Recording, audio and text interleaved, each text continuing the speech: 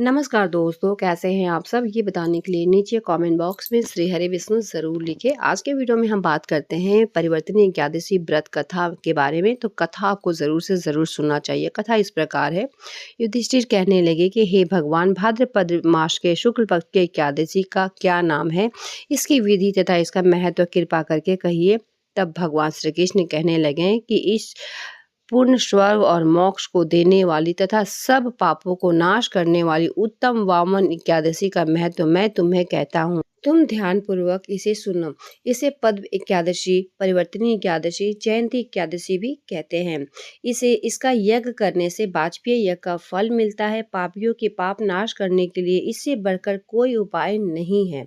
जो मनुष्य इस एकादशी के दिन मेरी वामन रूप की पूजा करता है, इसे तीनों लोग पूज्य होती है तथा मोक्ष की इच्छा करने वाले मनुष्य इस व्रत को अवश्य करे।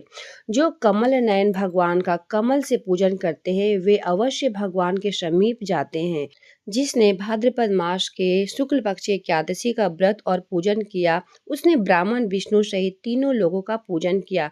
अतः हरिवासर अर्थात एकादशी का व्रत अवश्य करनी चाहिए।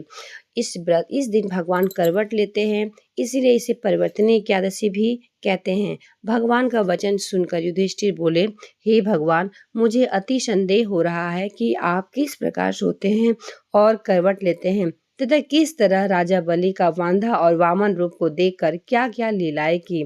चतुर्मास का व्रत का क्या विधि है तथा इसे शयन करने से मनुष्य का क्या कर्तव्य होता है, और मुझे विस्तार पूर्वक इसे बताइए। इस पर श्री कृष्ण कहने लगे, हे राजन, अब आप इस पापों को नष्ट करने वाली कथा का श्रवण करें।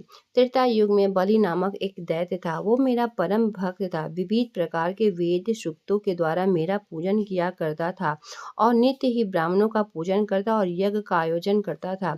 लेकिन इंद्र से रुष्ट होने के कारण उसने इंद्रलोक के सब तथा सभी देवताओं को जीत लिया। इस कारण सभी देवता एकत्रित होकर सोच विचार करके भगवान के पास पहुंचे। बृहस्पति सहित इंद्रादिक देवता प्रभु के निकट जाकर और नतमस्तक होकर वेद मंत्रों द्वारा भगवान का पूजन की और स्तुति करने लगे। अतः मैंने वामन रूप धारण करके पांचवा अवतार लिया और फिर अत्यंत तेजस्वी रूप से राजा बलि को जीत लिया। इतनी वार्ता सुनकर राजा युधिष्ठिर कहने लगे कि हे जगन्नाथ, आपने वामन रूप धारण करके इस महाबली दैत्य को कैसे जीता? कृपया करके मुझे बताइए। इस पर श्री कृष्ण कहने लगे, बलि से 3 पग भूमि की याचना करते हुए मैंने कहा, ये मुझको 3 लोक के समान है और हे राजन, यह तुझको अवश्य ही देना होगा। राजा बलि ने इसे तुच्छ याचना समझकर 3 पग भूमि का संकल्प मुझको दे दिया और मैंने अपने त्रिविक्रम रूप को बढ़ाकर यहाँ तक कि भूलोक में पद, भूवर लोक में जंघा, स्वर्लोक में कमर, महालोक में पेट, जनलोक में हृदय, यमलोक में कंठ की स्थापना कर सत्यलोक में मुख और उसके ऊपर मस्तक स्थापित किया। सूर्य, चंद्रमा आदि सब गण, योग, नक्षत्र, इंद्रादिक देवता और शेष नाग और नागा गणों में विविध प्रकार के वेद सूक्तों की प्रार्थना की।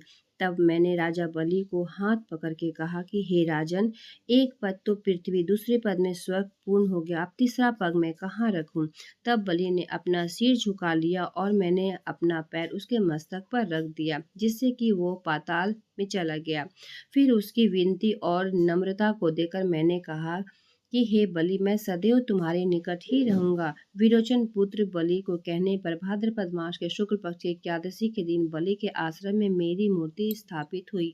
इस प्रकार दूसरी क्षीर सागर में शेषनाग के पृष्ठ पर हुई। हे राजन, इस एकादशी को भगवान शयन करते हुए करवट लेते हैं, इसलिए तीनों लोकों के स्वामी भगवान विष्णु का इस दिन पूजन किया जाता है। इस दिन तांबा, चांदी, दही का दान करना चाहिए। रात्रि में जागरण करना चाहिए। इस दिन भगवान का विधि पूर्वक एकादशी का व्रत करें तथा पापों से मुक्त होकर स्वर्ग में जाकर चंद्रमा के समान प्रकाशित होते हैं और यश पाते हैं। जो पापनाशक इस कथा को पढ़ते हैं, सुनते हैं, उसको हजारों अश्वमेघ यज्ञ का फल प्राप्त होता है।